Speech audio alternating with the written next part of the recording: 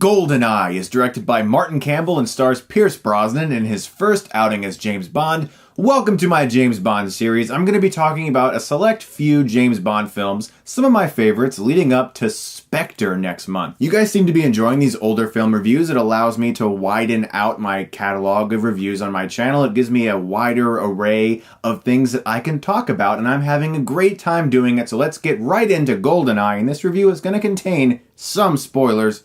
You've been warned. I don't think I've ever told you guys this story. In middle school, I was in choir. Yeah, I sang, and I wasn't great at it, but hey, I did it. I got up there in front of crowds, and I sang. And I'll never forget, my parents promised me that if I did really well in school for a certain semester, that I would eventually get a video game of my choice. And of course, I asked for GoldenEye 007 for the Nintendo 64. I'll never forget being in choir class, singing, hating my life at this moment, but knowing that when I got home, waiting for me in my room was GoldenEye 64, and I spent months and even years playing this game, and from time to time, I still play it. So there's an added bit of nostalgia when I watch the actual movie, because you can see the locations, and you think, oh my god, that's the facility level, oh my god, that's the dam level, and it works. Now, as stated, this movie was directed by Martin Campbell, who also later directed Casino Royale. This guy successfully launched 2 Bonds. He really understands the James Bond character. This movie introduced Pierce Brosnan as James Bond after a huge absence from Timothy Dalton's last movie, License to Kill, which, by the way,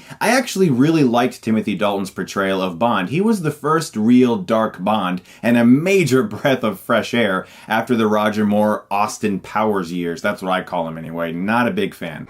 Would you get me a medium dry vodka martini? What is Shaken, not stirred. But the public, having embraced Roger Moore at the time, was sort of strange with the whole dark Bond, and they weren't sure if they liked it. So there was a big gap between License to Kill and GoldenEye, big enough for Timothy Dalton to say, I'm too old to return as Bond, even though they wanted him back. Pierce Brosnan stepped in, and he really did a great job. I loved him in GoldenEye. None of his installments after GoldenEye were anywhere near as good as this film, because GoldenEye understood the basics of Bond. Number 1, Bond is not a superhero. Bond is a person. Number 2, the Bond girl is not a video game character. She's a person. Number 3, the Bond villain is not a cat-stroking, evil, maniacal genius. He's also a person. GoldenEye is a Bond film that is populated with human beings, and that's one of the reasons why it's more compelling than others. It also features Martin Campbell's brilliant action set pieces, his masterful use of wides, and he really just understands how to sell a fast-paced action scene. There's actually a lot of action in this movie that really felt reminiscent of Die Hard. Terrific stunt work like the jaw-dropping opening dam jump sequence, which still to this day impresses. This movie also introduced us to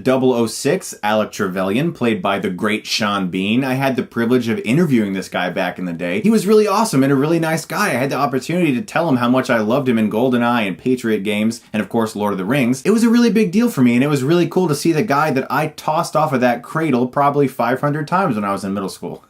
One of the things I find very underrated about GoldenEye is the cinematography. Check out this scene of Brosnan running down this stairwell in the opening and comes right into frame. The lights and the shadows are perfect. It looks awesome, and the entire film looks really great. It's the same director of photography as Casino Royale, which also is a gorgeous looking movie that I might be talking about soon. One of the most widely criticized things about this film was Eric Serra's score. It was very drum bass kit-like, and it doesn't always work. One of the earlier scenes introducing Famke Janssen's Xenia on a top, as her and Bond have this light-hearted car chase along this road, the score is very noticeable and does not fit in. For the action sequences, the score is great and it really propels the movie along, but listening to the score without the movie, as I have done, is nowhere near as entertaining as listening to, say, David Arnold's scores, who's done a ton of Bond work. Speaking of Famke Janssen,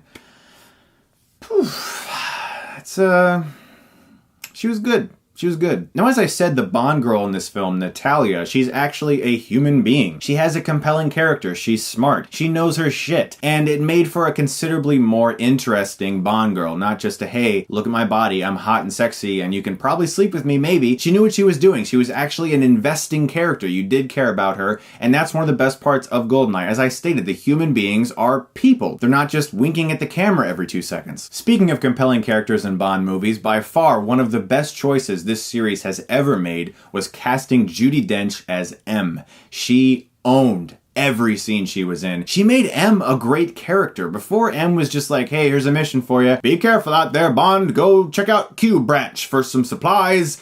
And have a great day. Don't sleep with any women, but I know you will. Like, that's all M ever was. Judi Dench as M was fantastic, and she has an amazing monologue in which she basically looks Bond in the eye and says, I'm not going to take any shit from you, Bond. And by the way, if you don't think I'd send a man out there to die, well, you're wrong.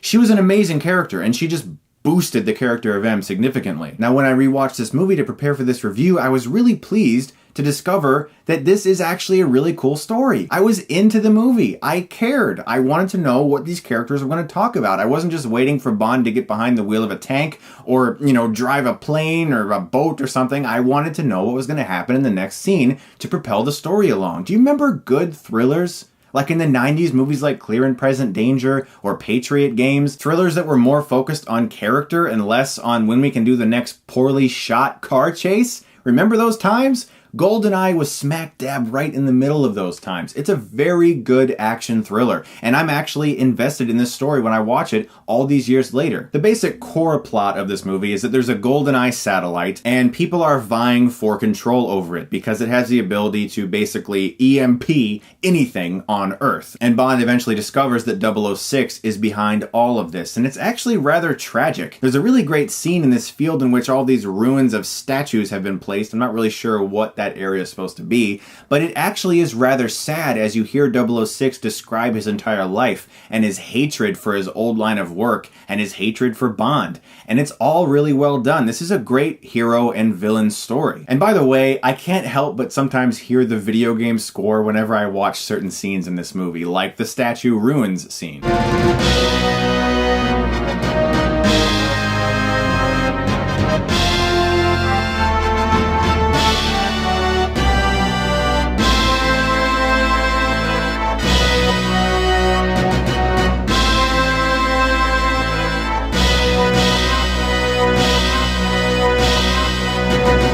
The eventual archives escape scene is really intense. It is like Die Hard level intense. The scenes are magnificently well filmed. The action is visceral. It's in your face. Also, the awesome tank chase scene through the streets, all practical stuff, really well filmed, and you gotta love the tie straightening moment. That is Bond. It reminded me of the scene in Skyfall when he jumped onto the train and straightened his cufflinks. Very much like that. My main issue with GoldenEye is the eventual love scene and lovey-dovey beach stuff with Natalia and Bond. You just don't really buy it. It stalls the movie. It's sort of like Martin Campbell had a contract he had to sign with certain things checked off, and one of the things checked off was there must be a love scene or a love story with Natalia and Bond. It's always in a Bond movie. There's always love stuff. He sleeps with the Bond girl. In this movie itself, it felt like it stalled the film, and it just, for me, it didn't really work. But it doesn't last that long because we get to the finale cradle sequence.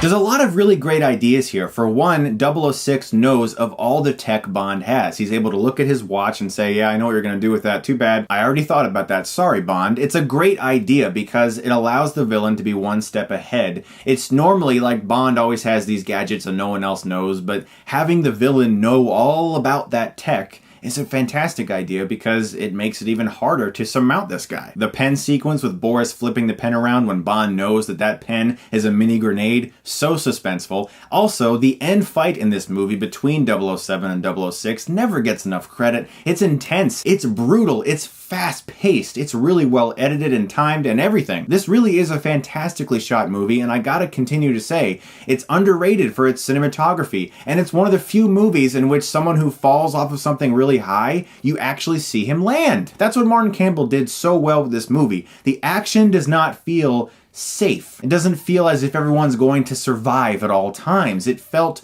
brutal and realistic. Now I'm going to say something that might be unpopular, and bear in mind I have not yet seen Spectre, but I truly think that Martin Campbell is the best director the Bond series has ever had. Between this and Casino Royale, which by the way is my next Bond review, look forward to that, I don't think there's been a director who understands the essence of exactly what Bond needs to be. I loved Skyfall. It's a beautifully shot movie. Maybe Sam Mendes can make a better looking movie than Martin Campbell ever could, but for the Bond series, I feel that Martin Campbell is the most underrated director the series has ever had. He made, in my opinion, what is still the best Daniel Craig movie, haven't seen Spectre, as well as the best Pierce Brosnan movie, and he successfully launched 2 Bonds back to back. The guy knows his shit. GoldenEye is one of my favorite Bond movies, and because of the romance not always working, I'm going to give it an A-.